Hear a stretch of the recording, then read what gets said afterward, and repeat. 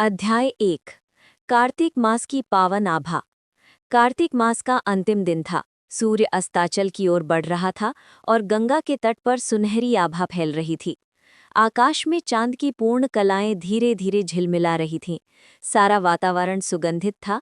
कहीं दीप जल रहे थे, कहीं आरती की ध्वनि गूंज रही थी, कहीं तुलसी के पत्तों की मधुर सुगंध वातावरण को पवित्र कर रही थी। वाराणसी नगरी में आज का दिन विशेष था। ये कोई साधारण दिन नहीं था। ये वो रात थी जब देवता स्वयं स्वर्ग से उतरकर गंगा के घाटों पर दीप प्रज्वलित करते हैं। इस दिन को देव दिवाली कहा जाता है, अर्थात देवताओं की दीपावली। पौराणिक ग्रंथों ने कहा गया है, कार्तिकी पूर्ण मायाम तु त्रिपुरा सुरवधम स्मरेत, दीपदानम महापुण्यम सर्व पाप प्रणाशनम। अर्थात जो व्यक्ति कार्तिक पूर्णिमा के दिन दीपदान करता है और भगवान शिव के त्रिपुरासुर वध का स्मरण करता है, उसके समस्त पाप नष्ट हो जाते हैं और वो मोक्ष का अधिकारी बनता है। गंगा तट पर उमड़ी श्रद्धा की लहर। शाम का समय था। दशाश्वमेध घाट पर लाखों श्रद्धालु दीप लेकर एकत्रित थे। हर चेहरे पर श्रद्धा की ज्योति थी। कोई हर हर महादेव का जयघोष कर रहा था, कोई जय गंगे माता का। गंगा की लहरें उन दीपों की झिलमिलाहट से ऐसे चमक रही थीं मानो स्वर्ग स्वयं धरती पर उतर आया हो। वृद्ध पुरुष, नन्हे बालक, साधु संत, गृहस्थ, स्त्रियां सभी अपने अपने मनोकामनाओं के दीप गंगा में प्रवाहित कर रहे थे। कोई कह रहा था, माँ गंगे, मेरे पुत्र को दीर्घायु देना। हे भोलेनाथ, मेरे घर का कल्याण करना। ऐसा लगता था मानो हर दीप एक प्रार्थना है जो भगवान तक पहुंचने को उत्सुक है। लेकिन ये देव दिवाली क्यों मनाई जाती है? इसके पीछे एक अत्यंत प्राचीन कथा है।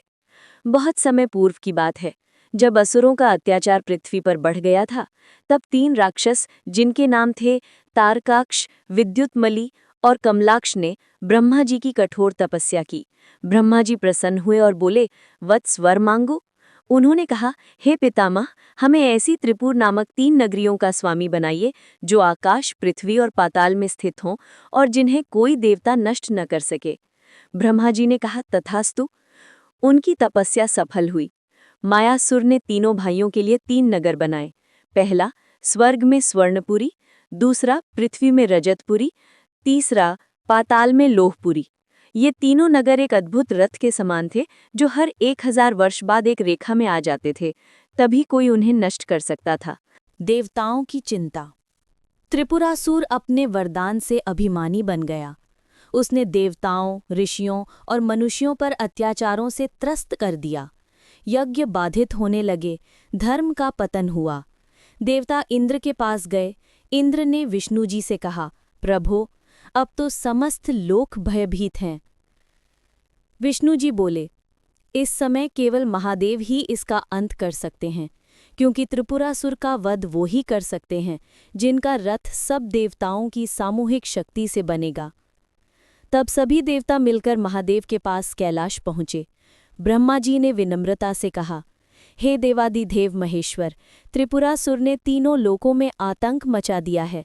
कृपा कर इस दानव से संसार को मुक्त कीजिए।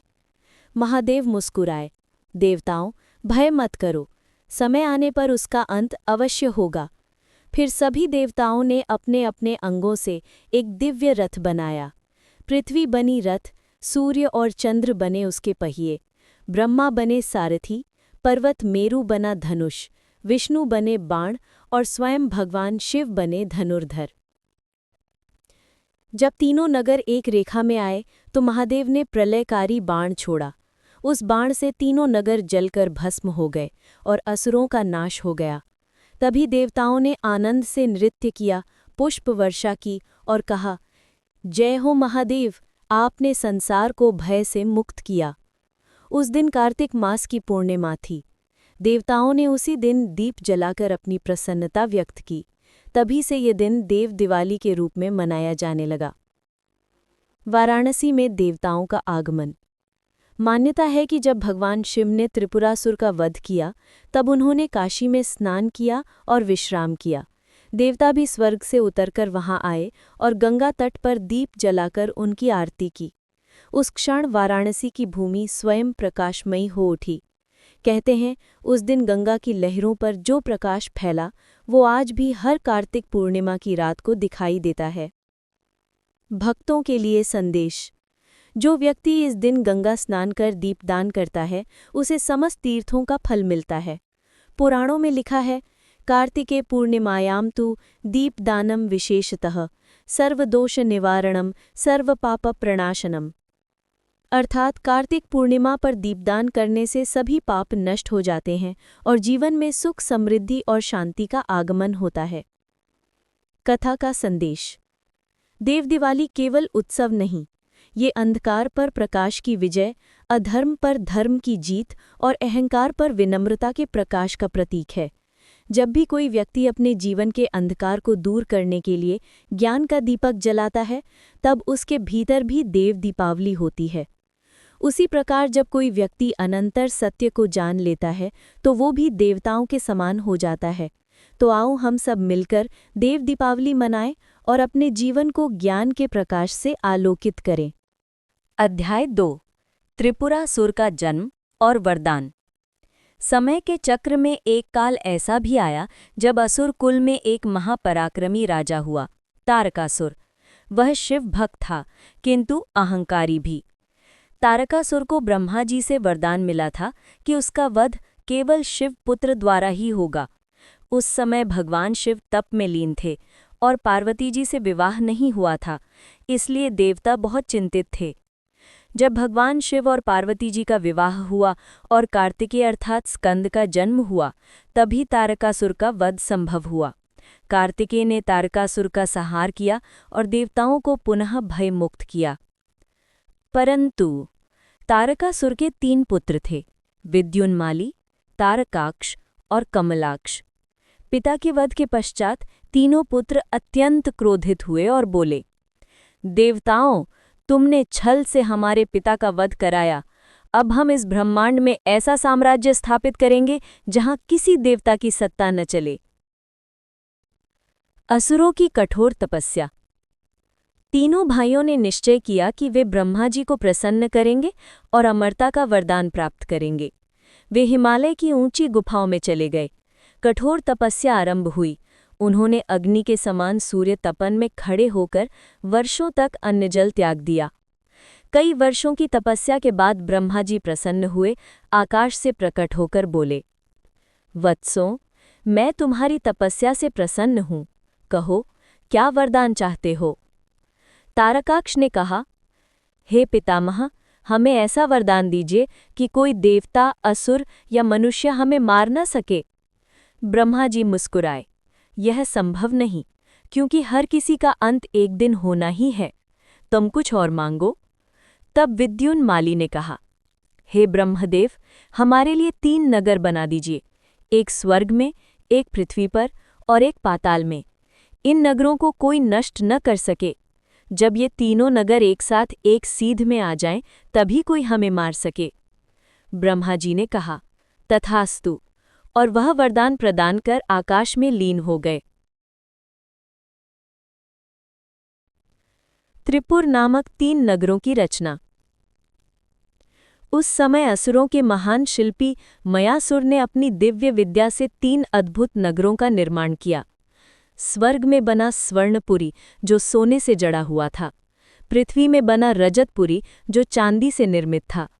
और पाताल में बना लौहपुरी, जो लोहे से बना था।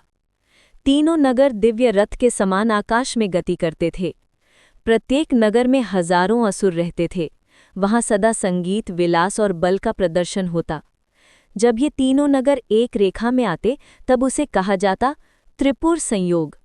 इन्हीं 3 नगरों के कारण इन असुरों को कहा गया त्रिपुरासुर।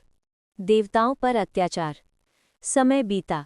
धीरे धीरे त्रिपुरासुर के मन में अहंकार बढ़ने लगा। उसने सोचा, अब इस संसार में हमारा कोई सामना नहीं कर सकता। हमारे नगर अजेय हैं, देवता भी हमसे भय खाते हैं। उन्होंने स्वर्ग पर आक्रमण किया, इंद्र की राजधानी अमरावती को लूटा, ऋषियों के यज्ञ भंग किए और पृथ्वी पर अधर्म फैलाने लगे। इंद्रदेव ने जब प्रतिरोध किया तो त्रिपुरासुर ने कहा, अब देवताओं का युग समाप्त हुआ, अब असुरों का राज्य होगा। वो देवताओं को पराजित कर तीनों लोकों का स्वामी बन बैठा। ब्रह्मांड में फैला भय। अब पृथ्वी पर धर्म की स्थिति डगमगा गई। ऋषि मुनि अपने यज्ञ नहीं कर पा रहे थे। वो देवताओं की सहायता के लिए गए। सभी देवता मिलकर ब्रह्मा जी के पास पहुंचे। इंद्र ने विनम्र होकर कहा, पितामह, आपने जो वरदान दिया उसी से ये सर्वनाश हो रहा है। अब कोई उनका सामना नहीं कर सकता। ब्रह्मा जी ने कहा, वत्स, मैंने जो कहा था वो अटल है। त्रिपुरासुर का वध तभी संभव होगा जब उसके तीनों नगर एक रेखा में आएंगे, और तभी कोई महान धनुर्धारी उसे नष्ट कर सकेगा। वो कार्य केवल महादेव के लिए ही संभव है।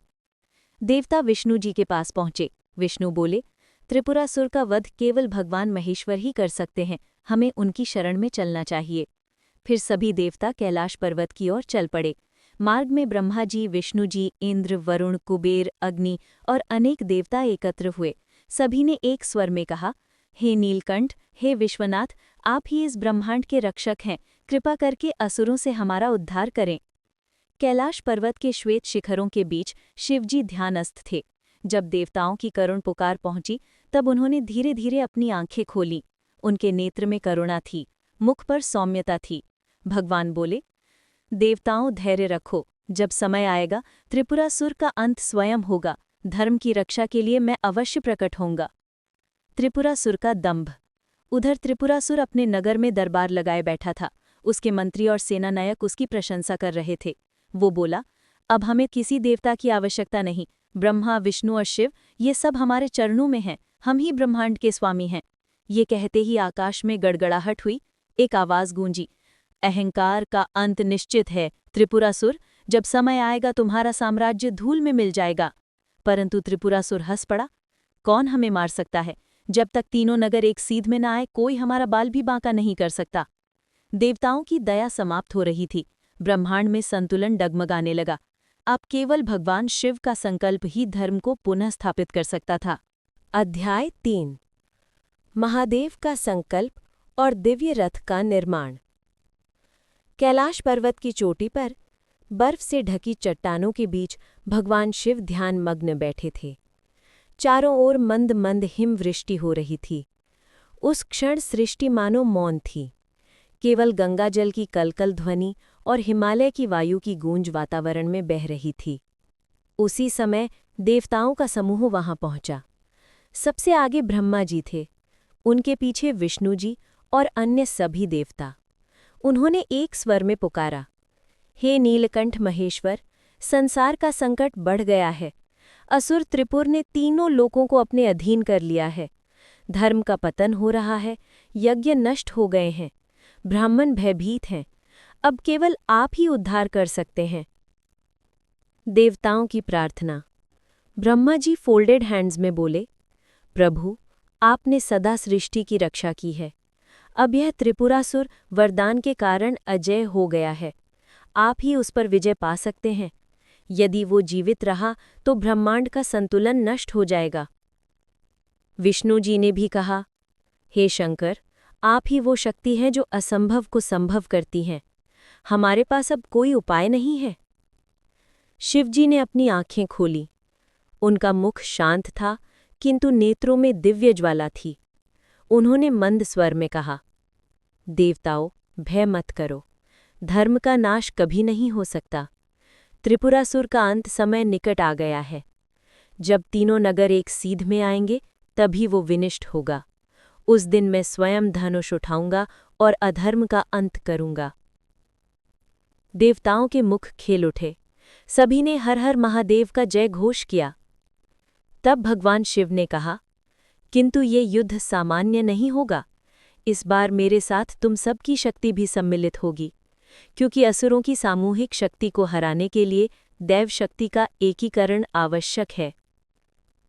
फिर सभी देवता मिलकर एक दिव्य रथ बनाने लगे जो संपूर्ण ब्रह्मांड की शक्ति का प्रतीक था।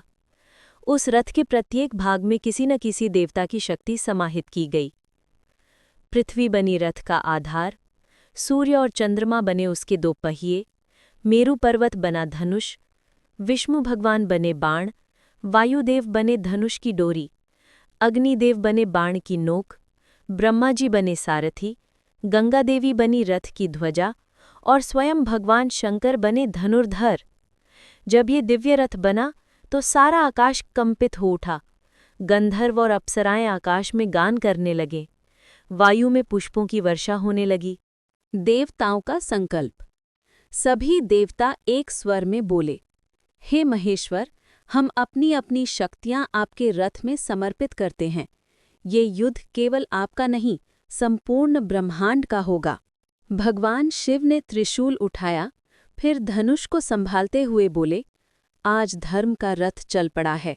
जो अधर्म के मार्ग पर चला है, उसका अंत निश्चित है। उस क्षण समस्त दिशाएं आलोकित हो उठीं।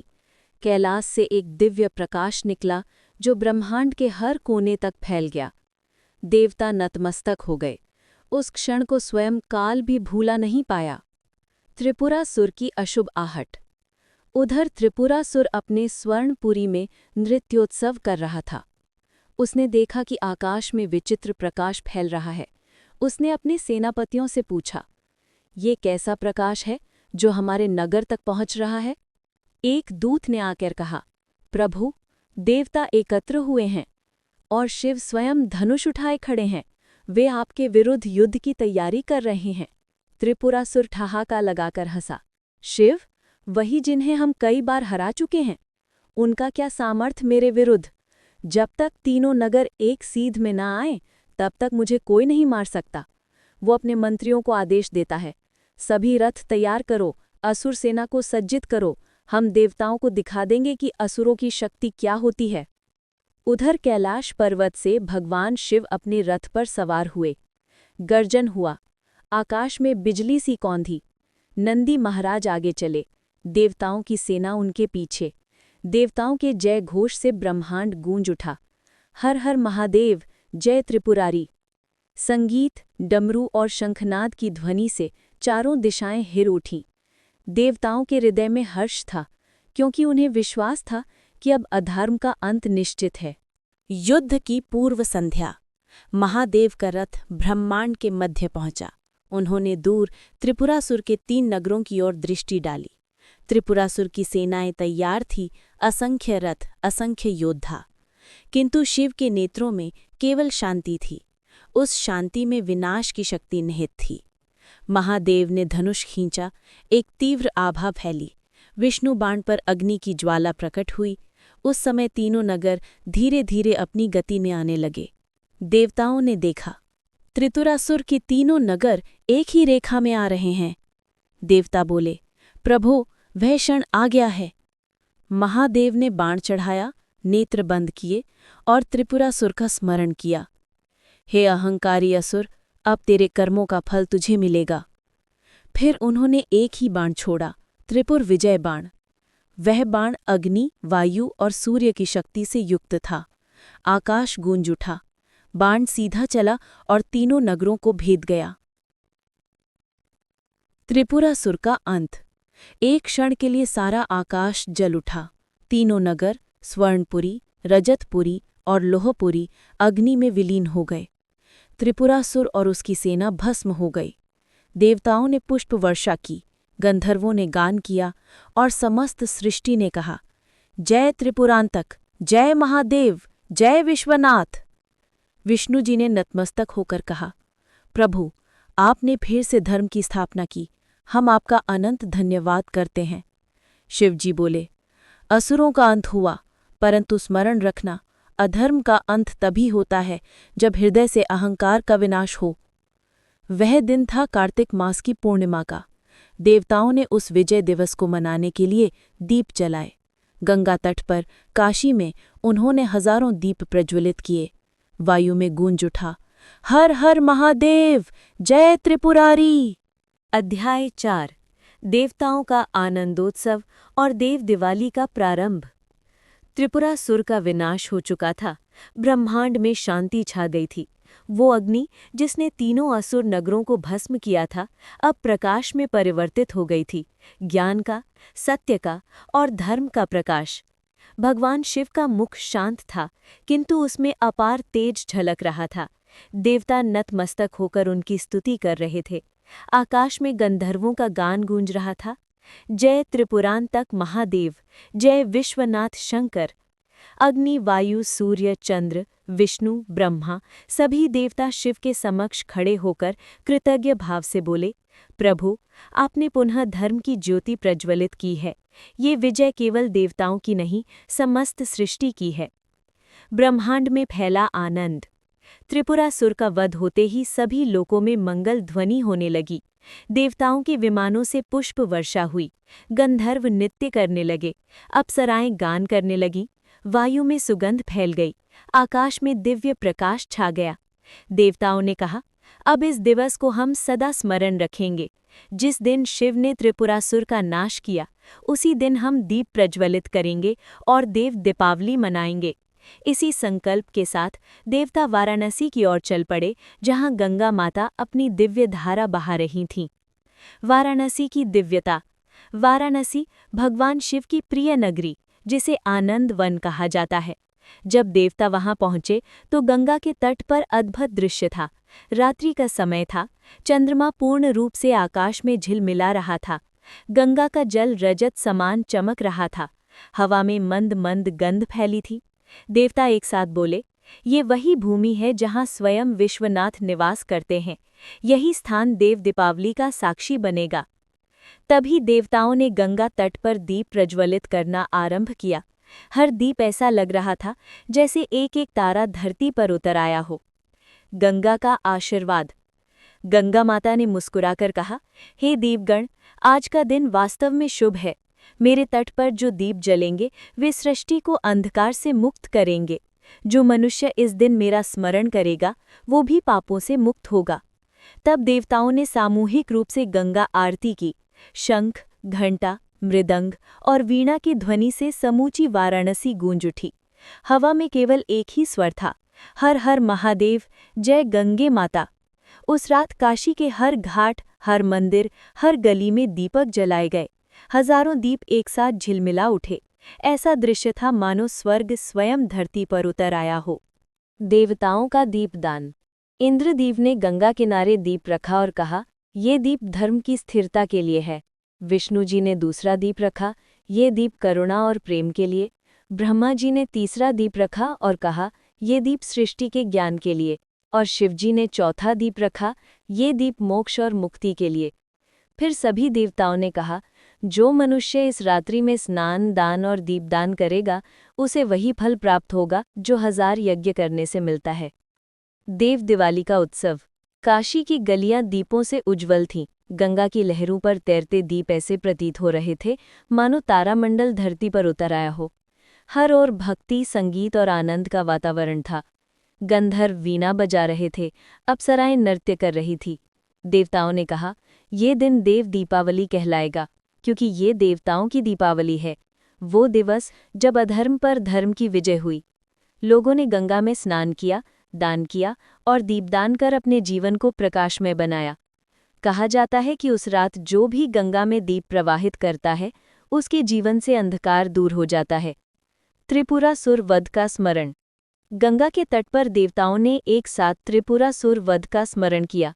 ब्रह्मा जी ने कहा, इस दिन शिव ने न केवल असुरों का नाश किया बल्कि मानव के भीतर बसे अहंकार का भी अंत किया। यही सच्चा दीपोत्सव है। शिवजी ने मुस्कुराकर कहा, देवताओं याद रखो, जब जब अंधकार बढ़ेगा तब तब प्रकाश प्रकट होगा। इस दीप से अधिक शक्तिशाली कोई अस्त्र नहीं, क्योंकि ये ज्ञान का प्रतीक है। देव दीपावली की स्थायी परंपरा। उस दिन के बाद से ये परंपरा चली आ रही है कि कार्तिक मास की पूर्णिमा को देवता स्वयं धरती पर उतरकर गंगा में स्नान करते हैं और दीपदान करते हैं। वाराणसी में इस दिन असंख्य दीप जलाए जाते हैं। लोग मानते हैं कि उस रात स्वयं भगवान शिव गंगा तट पर भ्रमण करते हैं। ये भी कहा गया है कि इस दिन जो व्यक्ति गंगा स्नान कर दीपदान करता है उसे जन्म जन्मांतर के पापों से मुक्ति मिलती है। पुराणों में वर्णन है, कार्तिके पूर्णिमायां तु दीपदानम महाप्रभम त्रिपुरा वध स्मरणेन सर्व पापक्षयो भवेत्। दृश्य का वर्णन। रात्रि के अंतिम प्रहर में गंगा तट पर दीपों की पंक्तियां दूर तक फैल चुकी थीं। हर दीप हवा में लहराता, जल में झिलमिलाता। चांद की किरणें उन दीपों पर पड़कर हजारों इंद्रधनुष बना रही थी। काशी नगरी स्वयं दीपमय स्वर्ग बन चुकी थी। देवता, गंधर्व, अप्सराएं और मनुष्य सब एक साथ गा रहे थे, हर हर महादेव, जय गंगे माता, जय देव दिवाली। ये दृश्य देखकर स्वयं ब्रह्मा जी बोले, ये दृश्य स्वर्ग में भी नहीं। यहाँ की भक्ति, यहाँ का प्रकाश, ये स्वयं मुक्ति का द्वार है।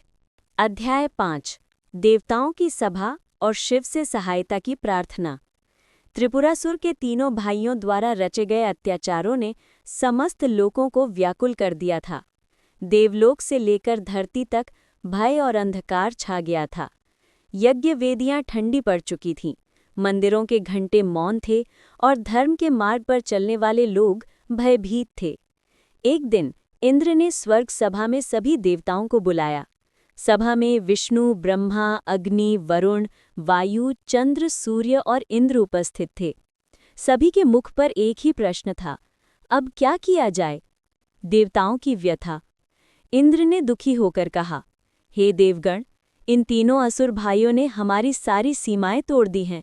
उनके नगर आकाश, पृथ्वी और पाताल में इस तरह घूमते हैं कि कोई उनका पता नहीं लगा सकता। वो इतने शक्तिशाली हैं कि जब हम उन पर अस्त्र चलाते हैं तो वो वापस लौटकर हमें ही घायल कर देता है। वरुण बोले, उन्होंने हमारे समुद्र को अपवित्र कर दिया है। अग्निदेव बोले, वे यज्ञ की अग्नि बुझा देते हैं। और अंत में ब्रह्मा जी ने गंभीर स्वर में कहा, उनके पास मेरा दिया हुआ वरदान है, बिना कारण उन्हें मारना संभव नहीं, लेकिन जब तीनों नगर एक साथ रेखा में आएंगे तभी उनका अंत हो सकता है। सभा में सन्नाटा छा गया। विष्णु जी ने सभी की ओर देखकर शांत भाव से कहा, हे देवताओं, भय मत करो। जब भी अधर्म बढ़ता है, धर्म उसकी रक्षा के लिए अवश्य जागृत होता है। इस समय केवल एक ही देवता हैं जो इस कार्य को पूर्ण कर सकते हैं, वे हैं महादेव। इंद्र ने तुरंत कहा, तो आइए चलें कैलाश, महादेव से सहायता मांगते हैं। कैलाश की यात्रा। सभी देवता ब्रह्मा और विष्णु के नेतृत्व में हिमालय की ओर प्रस्थान करते हैं। हिमालय की ऊंचाइयों पर पहुंचते पहुंचते वातावरण शीतल और पवित्र हो जाता है। चारों ओर हरियाली, नदियों की कलकल ध्वनि और बीच में बर्फ से आच्छादित कैलाश पर्वत, जहां भगवान शिव समाधि में लीन हैं। माता पार्वती उनके पास हैं और गण, भूत, प्रेत, योगी चारों ओर उपस्थित हैं। देवताओं के आगमन पर नंदी ने प्रणाम किया और कहा, देवगण पधारे हैं प्रभु। शिवजी ने नेत्र खोले और करुण स्वर में पूछा, हे देवताओं, तुम सब इतने व्याकुल क्यों हो? देवताओं की प्रार्थना। इंद्र आगे बढ़े और बोले, हे देवादिदेव, आपने सदा लोक कल्याण के लिए स्वयं को समर्पित किया है। आज त्रिपुरासुर के अत्याचारों ने स्वर्ग, पृथ्वी और पाताल तीनों लोकों को संकट में डाल दिया है। आपके बिना इसका अंत असंभव है। महादेव ने शांत स्वर में पूछा, त्रिपुरासुर ने क्या किया? ब्रह्मा जी ने सब विस्तार से बताया कि कैसे तीनों भाइयों ने 3 नगर प्राप्त किए, कैसे वे अजेय बन गए और कैसे अब वे देवताओं पर शासन कर रहे हैं। शिवजी कुछ क्षण मौन रहे, फिर बोले, ठीक है, समय आने पर इस अधर्म का अंत होगा, परंतु ये कार्य तभी संभव है जब सभी देवता अपनी अपनी शक्तियां एकत्र कर एक दिव्य रथ बनाएं। वही रथ त्रिपुर का नाश करेगा। दिव्य रथ की रचना। शिवजी के आदेश से सभी देवता अपने अपने अंगों से रथ के अंग बनाने लगे। पृथ्वी बनी रथ, सूर्य और चंद्र बने उसके पहिए, ब्रह्मा बने सारथी, पर्वत मेरु बना धनुष, सर्प बने रथ की डोरियां, विष्णु बने बाण और स्वयं शिव बने धनुर्धर। देवताओं ने ये दृश्य देखकर विस्मय से कहा, ऐसा रथ तो पहले कभी नहीं बना।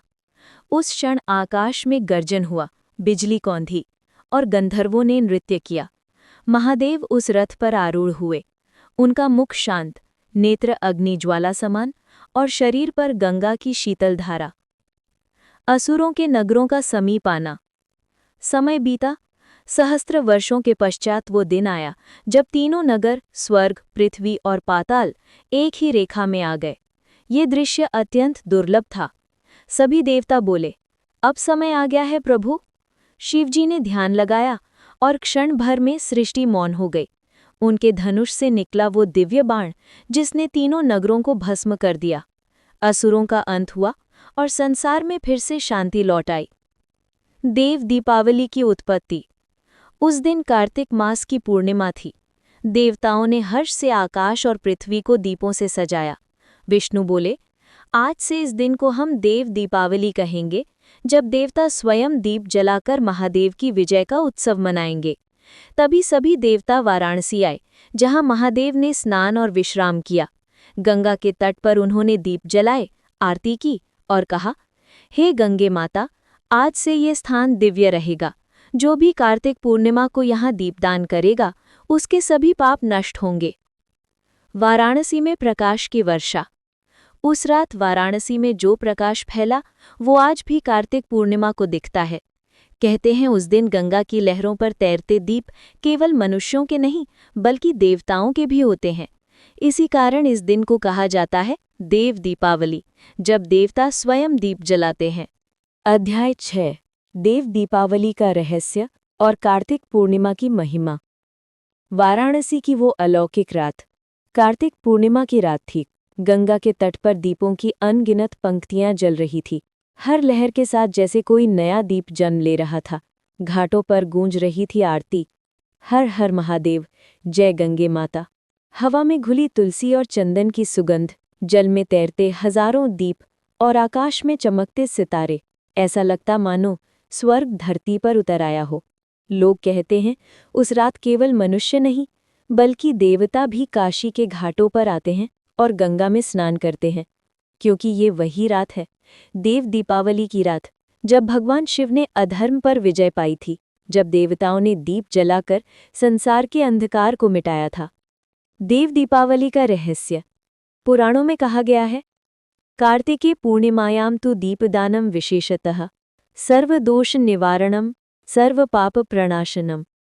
अर्थात जो व्यक्ति कार्तिक पूर्णिमा की रात दीपदान करता है, उसके जीवन के सभी दोष दूर हो जाते हैं। परंतु इसका रहस्य केवल पापों से मुक्ति तक सीमित नहीं है। वास्तव में देव दीपावली आत्मा की जागृति का प्रतीक है। जब त्रिपुरासुर यानी अहंकार, क्रोध और मोह नष्ट होते हैं, तब भीतर का प्रकाश जागृत होता है। तीनों असुर हमारे भीतर के 3 दोष हैं। पहला अहंकार यानी स्वर्णपुरी, दूसरा मोह यानी रजतपुरी और तीसरा अज्ञान यानी लोहपुरी। जब भगवान शिव यानी चेतना का प्रकाश उन पर प्रहार करता है, तो ये तीनों नष्ट हो जाते हैं और तभी भीतर की दिव्यता अर्थात देव दीपावली घटित होती है। गंगा स्नान का महत्व। कथा के अनुसार जब भगवान शिव ने त्रिपुरासुर का संहार किया था, तो उन्होंने काशी में गंगा स्नान किया था। इसलिए कहा जाता है कि जो भक्त कार्तिक पूर्णिमा की सुबह गंगा स्नान करता है, वह शिव के समान पवित्र हो जाता है। पद्म पुराण में लिखा है, कार्तिके स्नानमात्रेण सर्वतीर्थ फलोदयः, अर्थात केवल इस मास में स्नान करना ही हजारों तीर्थों का फल देने वाला है। लोग सूर्योदय से पहले गंगा में स्नान करते हैं, दीप जलाते हैं और अपने पूर्वजों को स्मरण करते हैं। वे कहते हैं, हे प्रभु, जैसे आपने अंधकार को मिटाया, वैसे ही मेरे जीवन से अज्ञान का अंधकार दूर करें। वाराणसी का अनोखा उत्सव। देव दीपावली का उत्सव विशेष रूप से काशी नगरी में मनाया जाता है। यहाँ 80-84 घाटों पर लाखों दीप एक साथ जलाए जाते हैं। गंगा आरती का दृश्य इतना दिव्य होता है कि कहा जाता है कि काशी की देव दीपावली देखे बिना जीवन अधूरा है। संध्या के समय जब गंगा के दोनों तटों पर दीप प्रज्वलित होते हैं, तब ऐसा लगता है मानो स्वयं देवता गंगा मैया का स्वागत कर रहे हों। नावों पर बैठे लोग मंत्रोच्चारण करते हुए दीप प्रवाहित करते हैं। हर दीप किसी मनोकामना, किसी प्रेम, किसी कृतज्ञता का प्रतीक होता है। देवता और मानव का संगम। कहा जाता है कि देव दीपावली की रात केवल मनुष्य नहीं, देवता भी पृथ्वी पर उतरते हैं। जब गंगा के जल में दीप प्रवाहित किए जाते हैं, तब वो प्रकाश तीनों लोकों में फैल जाता है। उस क्षण देवता और मनुष्य एक ही भाव में एकाकार हो जाते हैं। यही वो रहस्य है जो देव दीपावली को अन्य सभी पर्वों से श्रेष्ठ बनाता है। विष्णु जी ने स्वयं कहा था, जो इस रात दीप जलाता है, वो देवता के समान तेजस्वी बनता है। इस दिन सभी देवी देवता वाराणसी में शिव के दर्शन करते हैं। गंधर्व गायन करते हैं, अप्सराएं नृत्य करती हैं और ऋषि मुनि ध्यान में लीन होकर इस दिव्यता का अनुभव करते हैं। आध्यात्मिक संदेश। देव दीपावली हमें ये सिखाती है कि सच्ची दिवाली भीतर से जलती है, बाहर से नहीं। हम अपने भीतर के त्रिपुरासुरों को नष्ट करके ही सच्चा प्रकाश पा सकते हैं। जैसे भगवान शिव ने एक ही बाण से तीनों नगरों का संहार किया, वैसे ही हमें भी ज्ञान, संयम और भक्ति के 3 बाणों से अपने दोषों का नाश करना चाहिए। तभी हमारे जीवन में भी देव दीपावली प्रकट होगी, जब हमारे भीतर का दीपक अहंकार के अंधकार को मिटा देगा। दान और सेवा का पर्व। इस दिन दीपदान के साथ साथ दान का भी विशेष महत्व बताया गया है। कथा कहती है कि जो व्यक्ति कार्तिक पूर्णिमा की रात गरीबों को अन्न, वस्त्र या दीप देता है, उसे अक्षय पुण्य प्राप्त होता है। दान केवल वस्तु का नहीं, भावना का भी होता है। कभी मुस्कान देना भी दान है, कभी क्षमा कर देना भी दान है। कार्तिक पूर्णिमा और अन्य पर्व। ये दिन कई अन्य महत्वपूर्ण घटनाओं का भी प्रतीक है। इस दिन श्री हरि विष्णु ने मत्स्य अवतार लिया था। इसी दिन श्री गुरु नानक देव जी का जन्म हुआ था। शिव और पार्वती का विवाह भी कुछ स्थानों पर इसी दिन मनाया जाता है। इसलिए ये दिन केवल एक धार्मिक उत्सव नहीं, बल्कि संपूर्ण ब्रह्मांड की पवित्र ऊर्जा का संगम है। दीपों में छिपा विज्ञान। शास्त्र कहते हैं कि दीपक केवल श्रद्धा का प्रतीक नहीं, बल्कि ऊर्जा का स्रोत भी है। जब हजारों दीप जलाए जाते हैं, तब वातावरण में सकारात्मक ऊर्जा फैलती है। दीपक का प्रकाश मन में स्थिरता, आंखों में चमक और विचारों में शुद्धता लाता है। इसलिए ये पर्व आध्यात्मिक ही नहीं, वैज्ञानिक दृष्टि से भी अत्यंत लाभकारी है। कथा का सार। देव दीपावली की कथा हमें ये सिखाती है कि जब तक भीतर का अंधकार जीवित है, बाहरी दीप व्यर्थ हैं, और जब भीतर प्रकाश जलता है, तो जीवन स्वयं देवालय बन जाता है। त्रिपुरासुर का वध केवल राक्षसों का नाश नहीं था, बल्कि अज्ञान, अहंकार और अन्याय का अंत था। इसलिए हर वर्ष जब कार्तिक पूर्णिमा आती है, तो हमें स्मरण करना चाहिए कि भगवान शिव ने जो प्रकाश प्रज्वलित किया, वही हमारे जीवन का भी मार्ग बन सकता है। समापन। जब रात के अंतिम पहर में दीप धीरे धीरे बुझने लगते हैं, तब भी उनकी लौ से गंगा का जल अब भी जगमगा रहा होता है। ये संकेत है कि प्रकाश कभी समाप्त नहीं होता, वो केवल दिशा बदलता है। इसीलिए कहा गया है कि जहाँ दीप जलता है, वहाँ ईश्वर बसता है। और कार्तिक पूर्णिमा की देव दीपावली हमें हर वर्ष ये याद दिलाती है कि अंधकार चाहे कितना भी गहरा क्यों ना हो, एक दीपक उसे मिटा सकता है। अध्याय 7। देव दीपावली का आधुनिक रूप और लोक परंपराएं। काशी की जगमगाती नगरी। कार्तिक पूर्णिमा की रात जब आती है, तो पूरी काशी जैसे जाग उठती है। गंगा तट पर दीपों की असंख्य पंक्तियां, मंदिरों में घनघोर घंटे की ध्वनि, हर ओर हर हर महादेव का जय घोष। ये दृश्य हर किसी के मन को छू जाता है। कहते हैं कि इस रात वाराणसी केवल धरती की नगरी नहीं रहती, बल्कि देवताओं की राजधानी बन जाती है। शाम होते ही दशाश्वमेध घाट, 80 घाट, मणिकर्णिका घाट, पंचगंगा घाट, सभी पर लाखों दीप एक साथ जलते हैं। गंगा आरती के समय जब दीप हवा में लहराते हैं, तो ऐसा प्रतीत होता है मानो तारों की पूरी आकाश गंगा तट पर उतर आई हो। उत्सव की तैयारी। देव दीपावली की तैयारी वाराणसी में कई दिन पहले से शुरू हो जाती है। कहीं घाटों की सफाई हो रही होती है, कहीं कलाकार मिट्टी के दीप बना रहे होते हैं, कहीं बच्चे दीप सजाने की प्रतियोगिता में जुटे रहते हैं। मंदिरों में विशेष पूजा की जाती है, घरों में तुलसी पूजा और भगवान विष्णु की आराधना होती है। लोग सुबह ब्रह्म मुहूर्त में गंगा स्नान करते हैं और फिर पूरे दिन व्रत रखते हैं।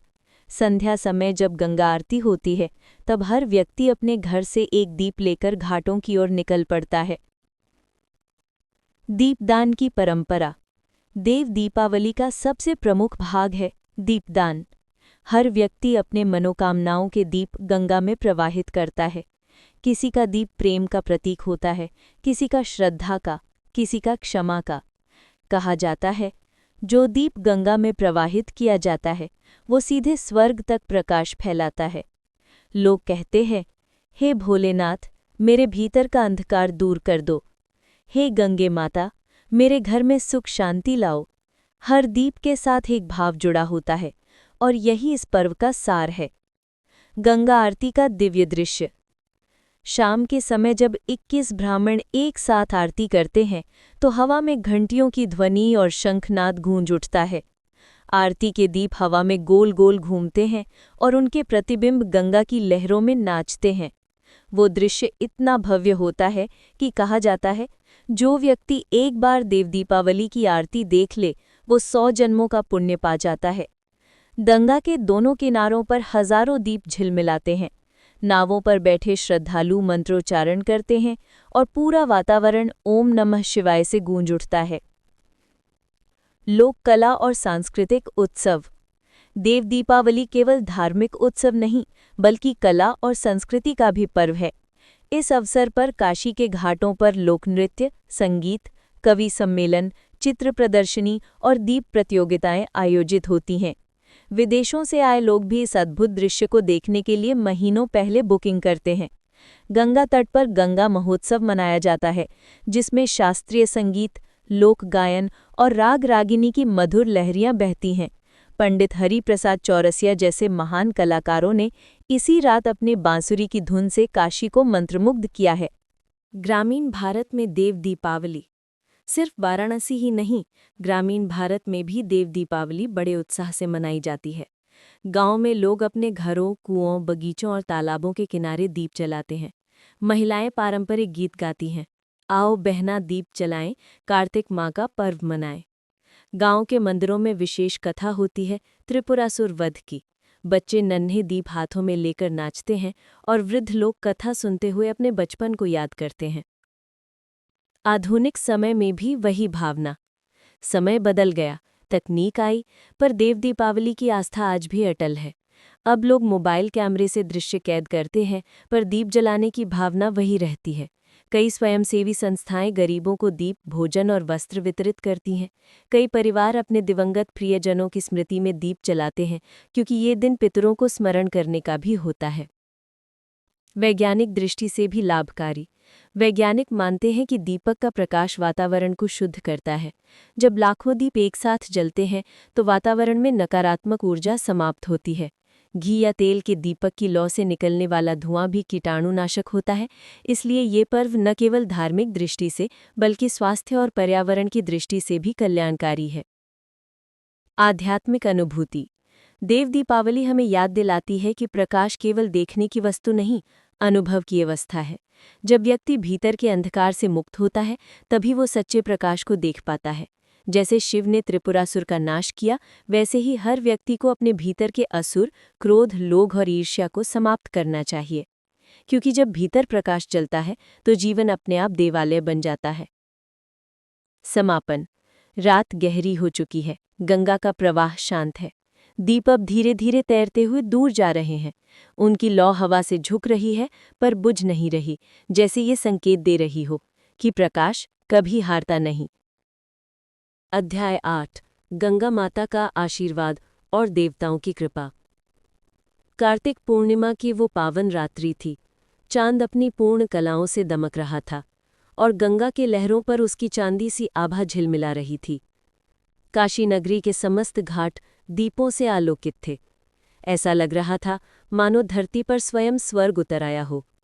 हजारों दीप गंगा के जल पर तैर रहे थे और उनके प्रकाश में अनगिनत भावनाएं, श्रद्धाएं और प्रार्थनाएं बह रही थीं। उस क्षण गंगा माता स्वयं अपने जल से प्रकट हुईं। उनके मुखमंडल पर दिव्यता थी, नेत्रों में करुणा और वाणी में आशीर्वाद का मधुर स्वर। उन्होंने देखा हजारों भक्त, देव, ऋषि और साधक इस दिन अपने पापों से मुक्त होने की आशा में स्नान कर रहे हैं। गंगा माता ने मंद मुस्कान के साथ कहा, धन्य है वे मनुष्य जो इस कार्तिक पूर्णिमा के दिन श्रद्धा से स्नान, दीपदान और दान करते हैं। ये दिन केवल शरीर को नहीं, आत्मा को भी शुद्ध करता है। जो मेरे जल में स्नान करता है उसके सारे पाप क्षीण हो जाते हैं। उनके शब्द सुनते ही गंगा का जल और भी शांत हो गया। स्नान करने वाले भक्तों के मुख पर अद्भुत तेज छलकने लगा। ऐसा लगा मानो स्वयं गंगा उनके हृदय को निर्मल कर रही हूं। इसी बीच स्वर्गलोक से इंद्र, वरुण, कुबेर और अग्नि जैसे देवता भी काशी की दिशा में अवतरित हुए। वे सभी देव दीपावली का आनंद लेने और गंगा माता को प्रणाम करने आए थे। आकाश में दिव्य गंधर्वगण संगीत बजा रहे थे और अप्सराएं दीपमालाएं लेकर नृत्य कर रही थीं। यह दृश्य इतना अद्भुत था कि स्वयं समय भी ठहर गया हो, ऐसा आभास हो रहा था। गंगा माता ने देवताओं से कहा, हे देवगण, ये मानव जाति के लिए सबसे पवित्र रात्रि है। आज के दिन तुम सबकी कृपा वर्षा के समान इस धरती पर बरसेगी। जो भी इस दिन एक दीप भी जलाएगा, उसके जीवन से अंधकार मिट जाएगा। देवताओं ने एक साथ उत्तर दिया, माता, आपके जल में जो पुण्य स्नान करता है, उसे न केवल पापों से मुक्ति मिलती है, बल्कि ज्ञान और भक्ति की भी प्राप्ति होती है। हम सब इस पुण्य पर्व पर आपकी महिमा का गुणगान करेंगे। काशी के घाटों पर तब एक दिव्य गूंज उठी, गंगे हरि, गंगे हरि। भक्तों ने एक स्वर में माता का आवाहन किया। उनके दीप अब केवल तेल और बाती के नहीं रहे, वे श्रद्धा के दीप बन चुके थे। एक वृद्ध साधक उस रात घाट पर बैठा रो रहा था। किसी ने पूछा, बाबा आप क्यों रो रहे हैं? वो बोला, मैंने जीवन भर अनेक पाप किए, पर आज जब गंगा माता के जल में उतरा तो ऐसा लगा जैसे किसी ने मेरा हृदय धो डाला हो। आज मैं मुक्त हूँ, मन से, कर्म से और भय से। गंगा माता ने उसकी ओर देखा और एक दिव्य प्रकाश उसके शरीर से निकलकर आकाश की ओर चला गया। वो साधक उसी क्षण परम लोक को प्राप्त हुआ। लोगों ने देखा गंगा की लहरें जैसे उसे विदा कर रही हों। इंद्र ने उस दृश्य को देखकर कहा, यही है कार्तिक पूर्णिमा की शक्ति। ये दिन मोक्षदायक है। जो इसे श्रद्धा से मनाए वो देवताओं के लोक का अधिकारी बनता है। धीरे धीरे प्रातः का उजाला फैलने लगा, पर काशी के घाटों पर दीप अभी भी जल रहे थे। गंगा के लहरों में बहते दीप सूर्य की किरणों से मिलकर स्वर्णिम हो गए थे। ऐसा लग रहा था मानो स्वयं देवता उन्हें प्रणाम कर रहे हों। गंगा माता ने अंत में कहा, जो हर वर्ष इस दिन मुझे दीप अर्पित करेगा, उसे मैं अपने सानिध्य में रखूंगी। उसके घर में कभी अभाव, अंधकार या दुख नहीं टिकेगा। उनके ये वचन ब्रह्मांड में गूंज उठे और उसी क्षण देवताओं ने स्वर्ग से पुष्प वर्षा की। काशी नगरी के लोग आनंद से झूम उठे। ये वही क्षण था जब देव दीपावली केवल देवताओं का नहीं, बल्कि समस्त मानव जाति का पर्व बन गया।